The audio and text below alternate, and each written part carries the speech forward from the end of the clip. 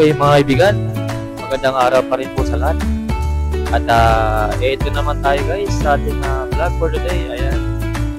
Titingnan po natin guys ang kagandahan ng mini Starlink guys. Kung gaano siya kalaki. Ayan. Tingnan nyo guys yung kamay ko kung gaano siya kalaki.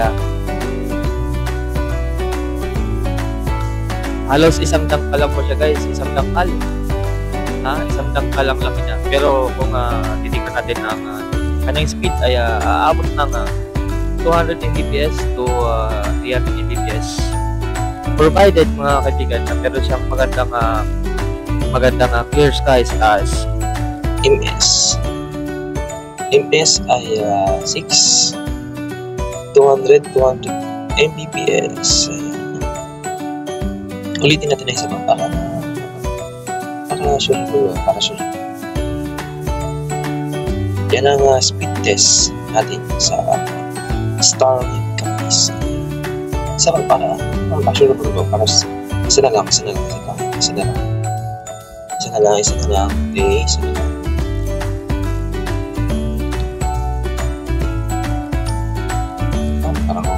Parang mahina. Parang nagiging 200 plus pa rin Yan, 200 plus 254 Mbps guys.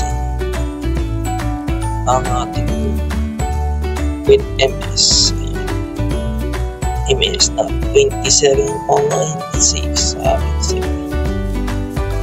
down. At ito nga guys, siyempre sa mga kaparo natin dyan na gusto rin matuto magkaroon nito, ayan, huwag po kayong mayang mag-send ng message sa aking Facebook at saka YouTube guys. Ayan. Ano nga bang advantage nito? Ano bang advantage? Ayan. Kahit na nandito ka guys sa ayan, kitang-kita naman sa akin likuran ang malawak na karagatan guys. Sino makakapagsabi makakapag Mobile Legends ka dyan? Dito lang yan guys, gamit ang mini Starlink. Ayan.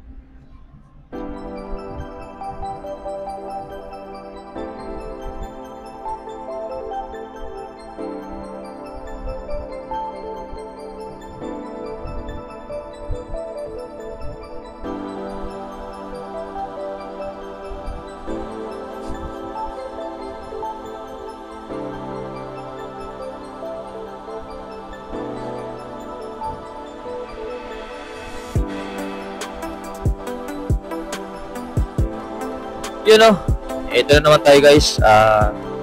Sa mga nagtatanong kung saan ba dapat maganda ilagay ang mini Starlink sa inyong barko, ayan. Yan, mas maganda guys kung nasa taas po, sa pinakamataas na area, para maiwasan po natin guys yung tinatawag na obstruction. Yan, kitang-kita nyo guys, nasa pinakamataas po yan. And then para maiwasan natin guys yung tinatawag na obstruction. At kung maulap man sa ngayon, ayan, ngayon nag-speed test tayo nung kanina lang, ay around 200 Mbps na rin, not bad. Pwede na guys.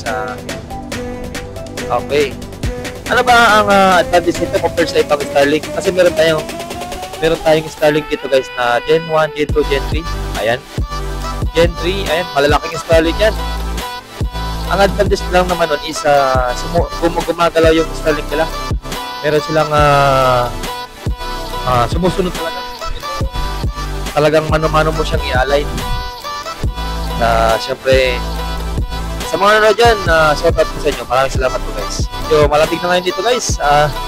On the way, puntang Japan guys. Okay, maraming salamat and God bless.